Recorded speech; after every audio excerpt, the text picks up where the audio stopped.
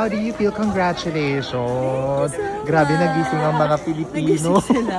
Binalabog ba natin? Maraming salamat. Sabi ko nga sa inyo, lagi tayong nanggigising.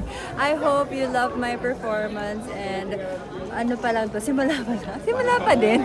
Kasi we are still on our way for July 31st. So I'm really excited for the coronation nights, for the finals night. So ilang tulog na lang. Hopefully, lahat ng mga kababayan natin ay talaga sumuporta for the second Miss Supranational crown. Malapit na guys. Konting-konti na lang mauuwi na natin ng corona. So please pray for me and sabay-sabay nating i-claim na talaga ang Supranational crown. Kat, did you do some adjustments with your pasero? Because I think it was a little different during the swimsuit around. So. Actually, for the swimsuit and evening gown, we've been practicing with Ian, my pasarela coach. So shout out to Ian. Thank you so much for guiding me all throughout my years of pageantry. So I really enjoyed the swimsuit round. And for the evening gown naman, this is my favorite. And of course, I'm wearing Pablo Mendez, my love. So, of course, ito talaga yung forte ko. I'm in my my zone. So, I'm really happy that a lot of people are happy also in the Philippines. So, maraming salamat po. Kat, what's the inspiration of the gown? This gown, I think, what you can see, maraming interpretation about it, but Tito Pablo Mendez told me that it's like a fish, diba?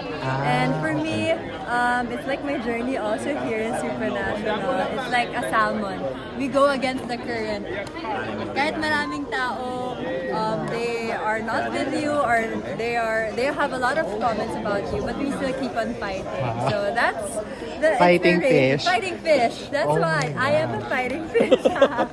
Laban lang. Your message to everyone in the Philippines. Everyone in the Philippines, guys, let's spread the love. And of course, I am just so thankful and grateful sa lahat ng mga sumusuporta po sa akin. And I'm just giving my best every day. And hopefully, may uwi natin ang second Supranational crown for the Philippines.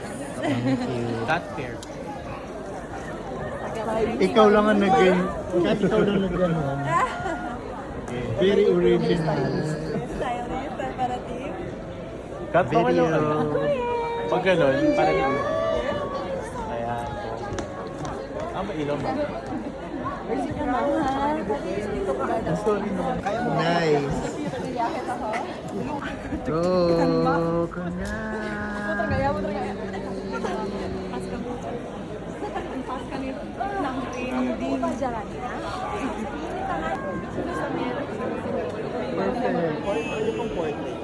Ay, portrait.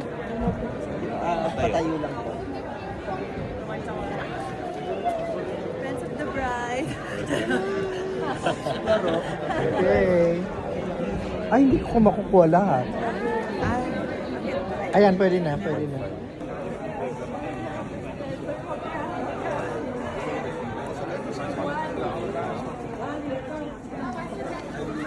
5, 4,